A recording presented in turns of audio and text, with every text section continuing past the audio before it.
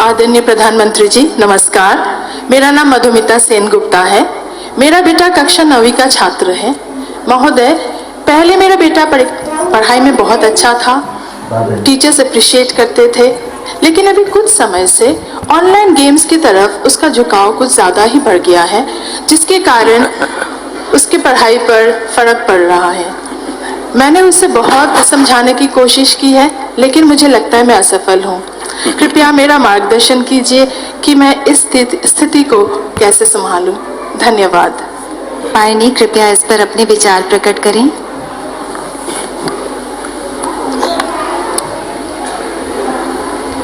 ये पबजी वाला है क्या?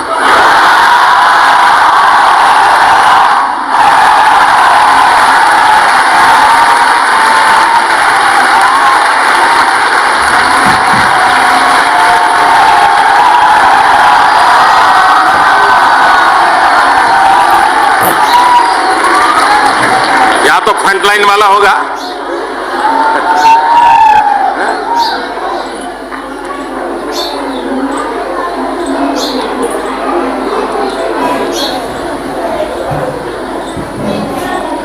ये समस्या भी है, समाधान भी है।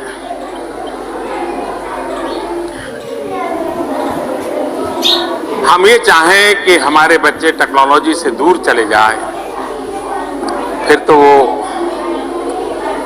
एक प्रकार से अपने सारी जिंदगी से एक प्रकार से पीछे की तरफ जाना शुरू किया, और इसलिए उसको ये टेक्नोलॉजी के संबंध में प्रोत्साहित करना चाहिए। लेकिन उस टेक्नोलॉजी का क्या उपयोग करता है?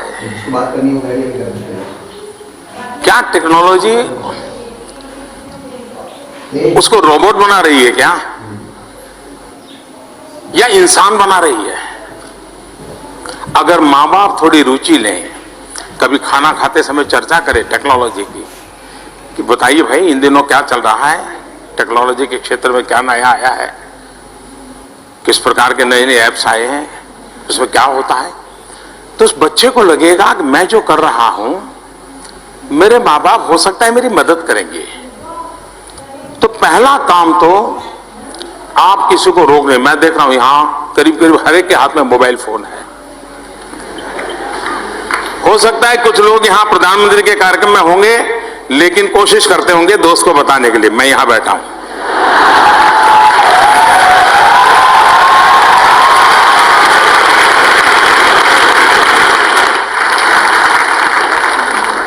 इससे क्या होता है, धीरे धीरे हम सिकुड़ते चले जा रहे हैं। टेक्नोलॉजी हमें अगर सिकुड़ देती है, हमें नैरो बना देती है, हमारी सोच भी बड़ी नैरो बन जाती है, तो शायद हमें जीवन को बहुत बड़ा नुकसान होगा। टेक्नोलॉजी का उपयोग हमारे एक्सपांशन के लिए होना चाहिए, मेरे विस्तार के लिए होना चाहिए, मेरे सामर्थ्य में बढ़ोतरी के लिए होना चाहिए। और इसके लिए टीचर्स ने भी बार बार इन विषयों की चर्चा करते रहना चाहिए, तब जाकर के होगा।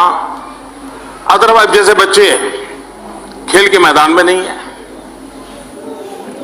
कभी कभी माँ बाप को लगता है पढ़ना बहुत अच्छा है, लेकिन परीक्षा के दिनों के कुछ दिन पहले बीमार हो जाता है तो माँ बाप का पसीना छूट जाता है।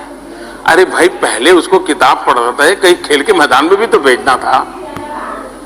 आप में से कभी सोचिए, मैं कभी मेरी बच्चों के साथ बातचीत करने का मेरा पिछले मुख्यमंत्री साहब तब से एक लगातार कार्यक्रम चल रहा है। अब रूप उसका रंग बदलता जा, लेकिन मैं करता रहता हूं। मैंने देखा है कि मैं कभी बच्चों को पूछता था कि कितने बच्चे हैं जिनका दिन में 4 बार मेहनत करने के कारण पसीना आया है शरीर पे। आप हैरान हो जाएंगे, गांव के बच्चे भी कहते थे नहीं ऐसा तो नहीं होता है। अब ऐसी कैसी जिंदगी, हंसना खेलना खुले मैदान में, ये जीवन का हिस्सा होना चाहिए, और वो एक नई ऊर्जा देता है। और इसलिए टेक्नोलॉजी का सही उपयोग कैसे हो, मैं स्वयं टेक्नोलॉजी बहुत शक्तिशाली मानने वाला व्यक्ति हूं। मैं खुद इसका उपयोग आज भी जो मैं दुनिया के इतने देशों के साथ और देश के लोगों से बात कर रहा हूं उसका कारण टेक्नोलॉजी का उपयोग है। तो एक ही चीज के दो अच्छे पहलू होते हैं, एक किसी को बहुत सीमित कर देता है तो दूसरे को बहुत विस्तृत कर देता है। आपकी ये चिंता सही है, लेकिन आप उसके साथ बैठिए, उसको कभी आप काम दीजिए कि मैंने सुना है कि नॉर्थ ईस्ट में एक ऐसा चावल पकाते हैं, देखो बेटा टेक्नोलॉजी में जरा ढूंढ के मुझे बताओ कैसे बनता है वो चावल। तो उसको लगेगा हाँ माँ मुझे टेक्नोलॉजी की मदद से खुद को चावल पकाने का नागालैंड की पद्धति क्या है वो सीखना चाहती है। वो टेक्नोलॉजी आप दोनों को जोड़ने का कारण बन सकती है और उसका भी मन टेक्नोलॉजी से नई नई चीजें जानी जा सकती है, सीखी जा सकती है, जो जीवन में काम आ सकती है। उस पर आप धीरे धीरे धीरे उसको ले जा सकते हैं। आप कभी उसको पूछ सकते हैं कि भाई आज हमने सुना है कि स्पेस में ऐसा हुआ है, या आज हमने सुना है साइक्लोन आना है, तो तुम देखो जरा ये साइक्लोन आने की खबर कैसे देते हैं ये। तो वही बच्चा उसमें काम करेगा। आप उसको धीरे धीरे धीरे टेक्नोलॉजी के सही उपयोग की तरफ ले जाइए और उसको लगना चाहिए कि वो बच्चा विकास की दिशा, तो गलत रास्ते पर जाने से बजाय, समय बर्बाद करने के बजाय, खुद ही एक खेलकूद के अंदर रहने के बजाय, और मैं समझता हूं जुरा प्ले स्टेशन से प्ले फील्ड में चला जाएगा वो, तो उस दिशा में हम सब प्रयास करें।